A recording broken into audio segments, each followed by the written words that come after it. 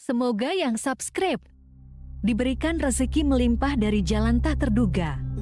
Dan yang like komen, dimudahkan jalannya menuju surga di hari akhir nanti. Siapa yang tak mendengar nama Qorun? Dia adalah seorang sosok kaya raya di zaman Nabi Musa yang namanya melegenda hingga sekarang. Kisahnya diabadikan dalam Al-Quran, bahkan menjadi peribahasa atau ungkapan di masyarakat guna menggambarkan seseorang yang mirip dengan tabiatnya atau menisbatkan harta yang ditemukan terpendam dalam tanah sebagai harta Qorun. Qorun adalah miliarder kaya raya yang hidup sejaman dengan Nabi Musa. Saking kaya rayanya, Qorun setiap kali keluar dari rumahnya, ia didampingi dengan 300 pelayan laki-laki dan 300 pelayan perempuan. Qorun juga dikawal oleh 4.000 pengawal yang diiringi 4.000 binatang ternak ditambah 60 ekor unta yang khusus membawa kunci-kunci gudang penyimpanan harta kekayaannya itu.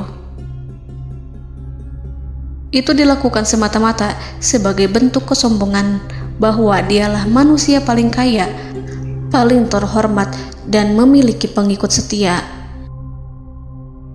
Ia merasa lebih mulia dibandingkan Nabi Musa alaihissalam.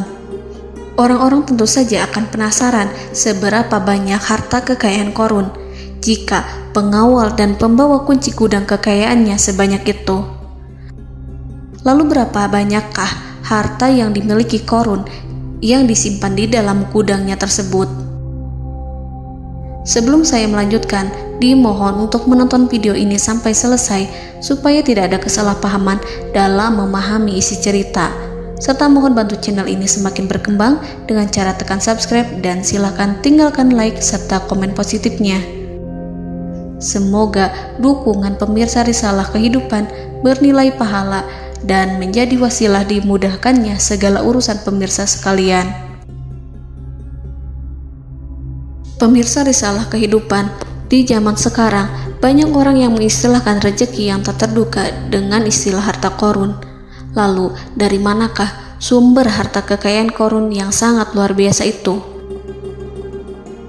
Serta di manakah Qorun dan hartanya ditenggelamkan? Siapakah Qorun dan bagaimana kisahnya dengan Nabi Musa? Qorun merupakan kaum Nabi Musa alaihissalam. Disebutkan oleh Ibnu Jurayj, nama lengkap Qorun adalah Qorun ibnu Yashar, ibnu Qahis, ibnu Lawi, ibnu Yakub. Ia merupakan putra paman atau sepupu Nabi Musa alaihissalam. Pasalnya, Nabi Musa alaihissalam sendiri adalah putra Imran, sedangkan Imran adalah putra Qahis. Dengan kata lain, Qorun masih satu kakek dengan Nabi Musa alaihissalam, yakni kakek Qahis. Ia adalah umat Nabi Musa yang taat. Tidak hanya memiliki banyak harta, Qorun juga termasuk orang yang cerdas dan berilmu. Ia menguasai ilmu duniawi dan ilmu ukhrawi, dan tercatat bahwa Qorun adalah ahli di bidang kimia. Dirinya tercatat sebagai ahli kitab Taurat setelah Nabi Musa. Kepandaian Qorun dalam ilmu agama membuat dirinya sering disebut dengan ilmu nawir, atau orang yang memberi cahaya dan penerangan. Suaranya terkenal merdu dalam membaca kitab Taurat. Selain itu, Qorun juga lihai dalam berbisnis. Ia mengetahui trik investasi yang menguntungkan, serta jalur perdagangan internasional yang strategis di zamannya. Kekayaan Qorun begitu banyak, sebagaimana tercatat dalam surat Al-Qasas ayat 76. Sesungguhnya Qorun termasuk kaum Musa, tetapi dia berlaku aniaya terhadap mereka. Kami menganugerahkan kepadanya perbendaharaan harta yang kunci-kuncinya sungguh berat dipikul oleh sejumlah orang-orang yang kuat. Dalam riwayat Kaisamah disebutkan, kunci gudang kekayaan Qorun dibutuhkan 60 bigol atau sejenis kuda kecil. Ukuran kuncinya sebesar jari, bahannya terbuat dari kulit, dan setiap kunci digunakan untuk satu gudang. Maka keluarlah Qorun kepada kaumnya dalam kemegahannya. Para ulama tafsir menjelaskan Qarun keluar dengan mewah diiringi dengan 300 gadis berbaju merah dan 4.000 kendaraan kuda. Tak heran, iring-iringan Qarun itu mengundang decak kagum mereka yang gandrung terhadap harta kekayaan. Sebagaimana yang terekam dalam ayat Al-Quran, moga-moga kiranya kita mempunyai seperti apa yang telah diberikan kepada Qarun. Sesungguhnya ia benar-benar mempunyai keberuntungan yang besar. Quran Surat Al-Qasas ayat 79. Namun tak sedikit kaumnya yang mengingatkan. Ingatlah ketika kaumnya berkata kepadanya, janganlah engkau terlalu bangga, sesungguhnya Allah tidak menyukai orang-orang yang terlalu membanggakan diri atau farihin. Ulama menafsirkan istilah farihin di sana juga berarti takabur, zolim, berbuat kerusakan, arogan, dan tak mau bersyukur terhadap nikmat. Qarun dikisahkan memiliki ribuan kuda yang berisikan emas dan perak. Bila keluar rumah, Qarun selalu berpakaian mewah dan dikawal 600 pelayan dan diiringi 4.000 ekor kuda serta 60 ekor unta yang membawa kunci-kunci gudang kekayaannya. Namun, sayangnya Qarun kemudian membangkang pada Nabi Musa dan menjadi pengikut setia Fir'aun. Mengenai dari mana asal-usul kekayaan Qarun, ada beberapa riwayat yang memberitahukan tentang asal-usul kekayaan Qarun. Sumber pertama menyebutkan bahwa jauh sebelum memiliki kekayaan, Qarun hanyalah seorang lelaki miskin yang tidak mampu menafkahi keluarganya. Anaknya sangat banyak. Lalu suatu ketika Qarun datang kepada Nabi Musa. Ia meminta Nabi Musa alaihi salam untuk mendoakannya agar Allah memberikan harta benda yang banyak. Qarun juga meminta Nabi Musa mengajarinya ilmu kimia dan ilmu-ilmu kehidupan lainnya. Qarun dikenal sebagai orang yang soleh dan mengikuti ajaran Ibrahim dengan baik, sehingga tanpa pikir panjang, Nabi Musa alaihi salam menyetujui permintaannya. Allah Subhanahu wa ta'ala mengabulkan doa Nabi Musa. Qarun diberikan kecerdasan luar biasa dan menguasai ilmu yang telah diajarkan kepadanya. Qarun menguasai teori dan praktik pembuatan emas permata dan beragam perhiasan mewah lainnya. Ia juga pakar dalam ilmu arsitektur, rancangan bangunan, penataan kota, dan lain sebagainya. Tidak lama setelah itu, hidupnya berubah. Qarun pun hidup dengan bergelimbang harta. Ribuan gudang yang dimilikinya penuh dengan emas dan perak. Namun, sayangnya, keberuntungan yang didapatkannya membuatnya gelap mata. Qarun mulai hidup dengan penuh pamer, keangkuhan, dan penuh kesombongan. Kekayaan yang diberikan Allah Subhanahu wa ta'ala membuatnya lupa dengan Sang Maha Pemberi. Qarun merasa lebih terhormat dan mulia dibandingkan Nabi Musa. Ia pun akhirnya membelot dan durhaka pada Musa. Ia mengingkari janji-janjinya dulu dan beralih menjadi pengikut Fir'aun yang setia. Loyalitas Qarun terhadap Fir'aun membuatnya diangkat menjadi kepala mandor yang membawahi ribuan pekerja. Dikisahkan bahwa Qarun bersikap semena-mena terhadap para pekerja. Ia tega memotong upah mereka. Ia melakukan korupsi demi membangun istana dan kemegahannya sendiri, dan untuk membangun gudang-gudang penyimpanan harta yang telah ia kumpulkan jauh-jauh hari. Ketika datang perintah zakat, Nabi Musa alaihi salam pergi menemui Qarun dan memerintahnya mengeluarkan zakat sebesar 1 dinar dari setiap 1000 dinar hartanya, 1 dirham dari setiap 1000 dirham, 1 kambing dari setiap 1000 kambing, dan seterusnya. Setelah Qarun menghitung seluruh hartanya, ternyata jumlah zakatnya sangat besar. Kekikirannya pun mulai menghalangi hatinya untuk mengeluarkan zakat. Qarun enggan membayar zakat ketika Nabi Musa alaihissalam menagih zakat yang diperintahkan oleh Allah untuk ditunaikan olehnya. Ketika Qarun dimintai zakat, ia langsung marah dan tidak memberikan sedikit pun kekayaannya. Dia berpikir bahwa harta kekayaan yang dimilikinya didapat dari hasil kerja dan usahanya, dan tidak ada kaitannya dengan siapapun, termasuk Allah Subhanahu wa Ta'ala. Janji Qarun untuk lebih taat beribadah dan membantu sesama jika diberi kekayaan oleh Allah dilupakannya. Dia mempergunakan kekayaannya tersebut dalam kesesatan, kezoliman, dan permusuhan, sehingga membuatnya menjadi sombong dan terlena. Orang-orang beriman pada masa itu sering menasihati Qarun untuk bersyukur atas nikmat yang telah Allah berikan, tetapi dia tidak mengindahkan nasihat tersebut. Dari sikapnya tersebut sudah jelas bahwa Qarun tidak membutuhkan nasihat kebenaran, bahkan merasa tidak takut dengan ancaman Allah.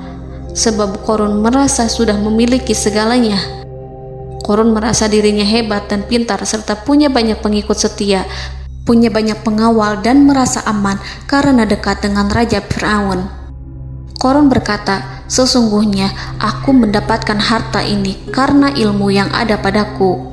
Qarun sangat sombong.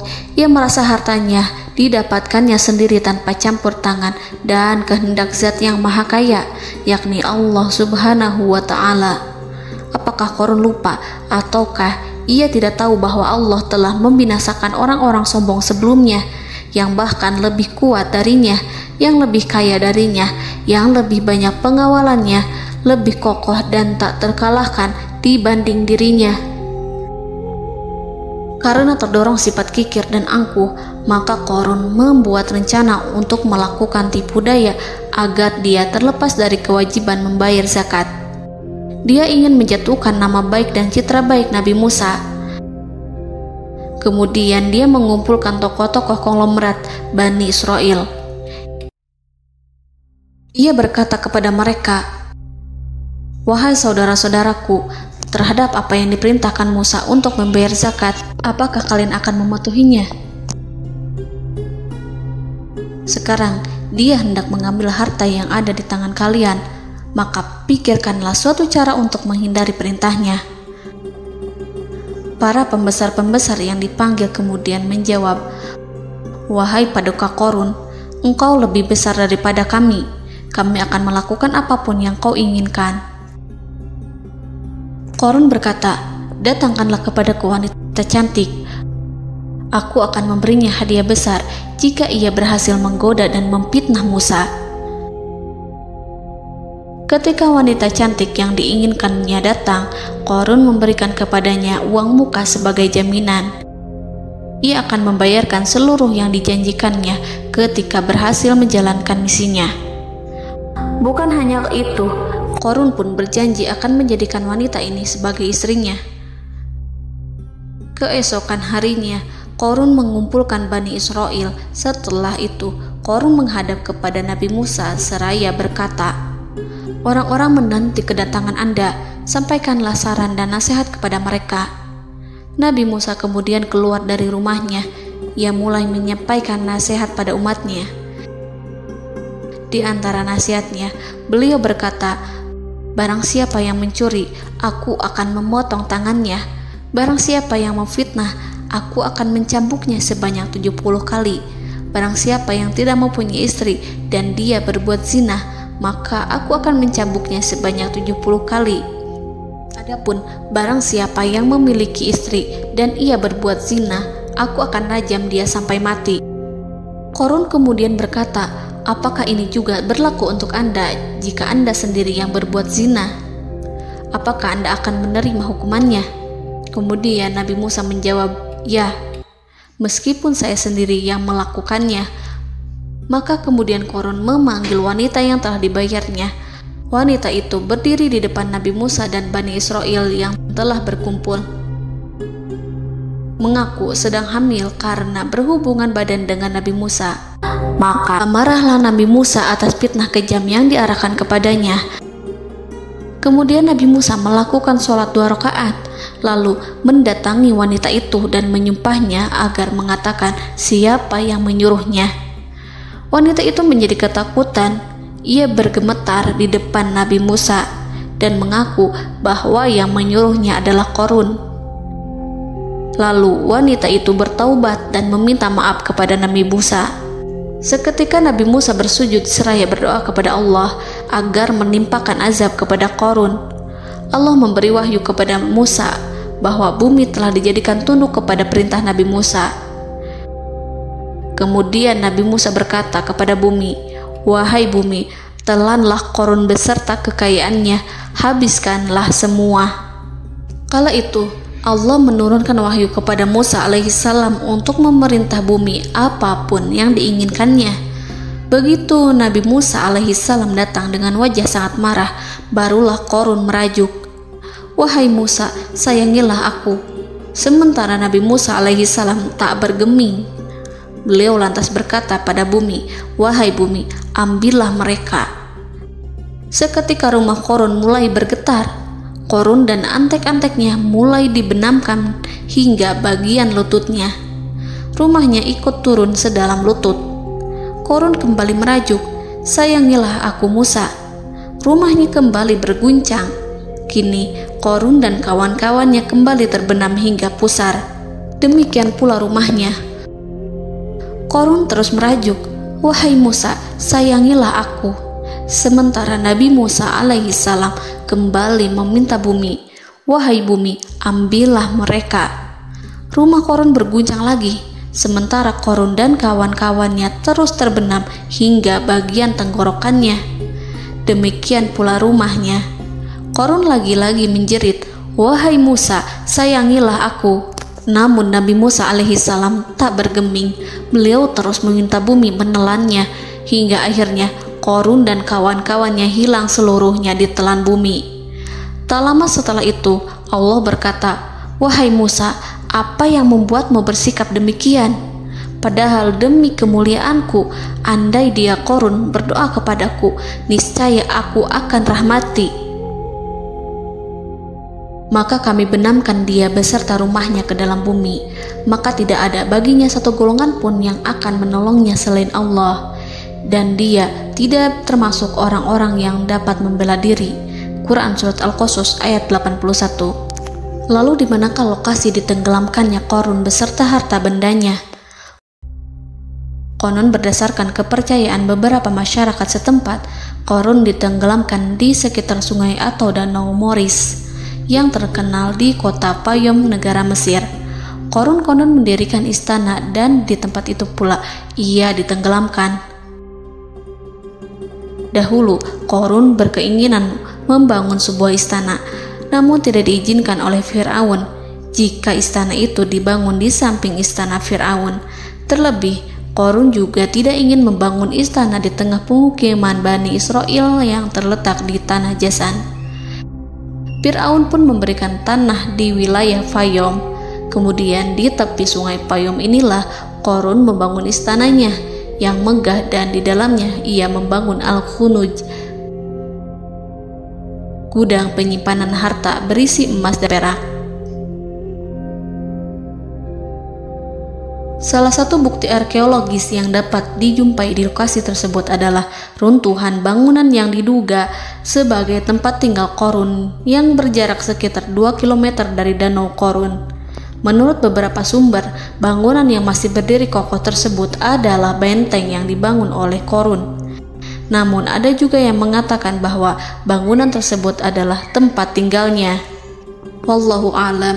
Semoga kita semua dijadikan orang yang Allah mampukan menjadi orang kaya namun tidak seperti Qarun,